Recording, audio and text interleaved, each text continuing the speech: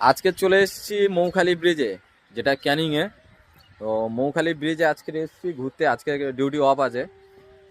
আর এখানে এসে তো সত্যি মানে প্রকৃতির প্রতি আলাদা একটা ভালোবাসা মানে রয়েই গেল।